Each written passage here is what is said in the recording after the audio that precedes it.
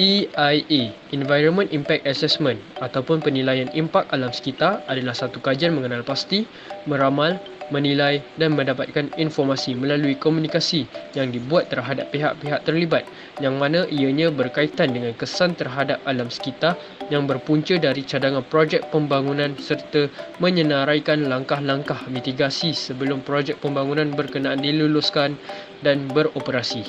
EIA dikuatkuasakan pada 15 April 1975 di bawah Akta Kualiti Alam Sekitar 1974 oleh Jabatan Alam Sekitar Malaysia. Aktiviti yang ditetapkan oleh EIA, pertama pertanian, lapangan terbang, perhutanan, petroleum dan banyak lagi.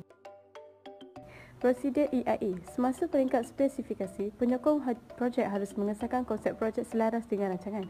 Kedua, jika projek memerlukan EIA, penyaringan pilihan projek untuk laman alternatif dan mereka bentuk dijalankan. Ketiga, sebelum keputusan akhir diambil, laporan EIA dikaji bersamaan dengan prakelayakan dan kelayakan. Keempat, reka bentuk terperinci mengenai langkah mitigasi dan EMP mengubah saran EIA menjadi strategi perlindungan alam sekitar. Kelima, langkah-langkah mitigasi dan EMP mesti dilaksanakan ketika pembinaan projek. Terakhir sekali adalah untuk mencapai langkah mitigasi, pemantauan dan pengauditan alam sekitar perlu dijalankan. Keperluan undang-undang EIA di bawah Akta 127 terbahagi kepada dua. Yang pertama, Seksyen 34A dan kedua, Perintah Kualiti Alam Sekeliling.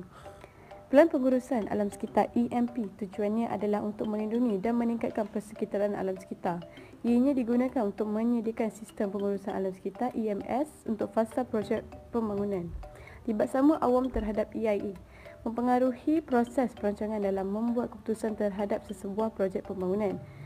Menggalakkan pematuhan kepada semua undang-undang oleh semua pihak yang berkenaan. Interaksi dapat memastikan tahap ketulusan yang lebih untuk menilai keperluan projek. Kajian tinjauan kami berdasarkan rujukan laporan EIA untuk projek Linas Advanced Materials Plant di Gebeng, Pahang. Projek ini bertujuan untuk membina dan mengendalikan sebuah loji lantanida di atas tanah seluas 100 hektar yang terletak di lot PT 8249 dan PT 13637 di kawasan perindustrian Gebeng.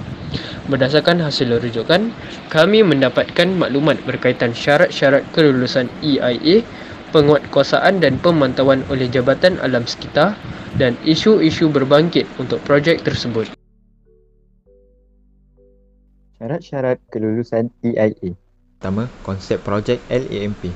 Keluasan tapak sebanyak 100 ekar, loji cracking separation dibina. Yang kedua, kawalan kualiti air dan tanah. Sentiasa amalkan konsep kita semula air buangan. Yang ketiga, kawalan kualiti udara. Sentiasa mematuhi peraturan udara bersih seperti di bawah Akta Perlesenan Tenaga Atom 1984. Yang keempat, kawalan kecemasan dan keselamatan. Pelan tindakan kecemasan hendaklah digunakan bagi mengelakkan sebarang kemalangan secara on-site ataupun off-site. Penguatkuasaan dan pemantauan projek LAMP. Yang pertama, pelan tindakan Jabatan Alam Sekitar. Penguatkuasaan pemantauan syarat-syarat EIA dilaksanakan secara berterusan. Pelan pengurusan alam sekitar dilaksanakan secara berterusan. Program pemantauan dilaksanakan secara berterusan. Yang kedua, cara-cara Jabatan Alam Sekitar mengawal pencemaran alam sekitar. Menguatkuasakan dan memastikan syarat kelulusan EIA dipatuhi.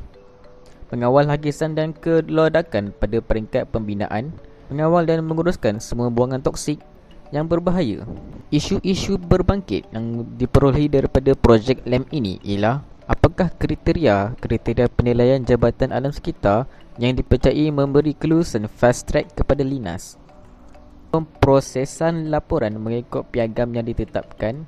Laporan EIA meliputi yang tidak menyentuh mengenai impak radioaktif.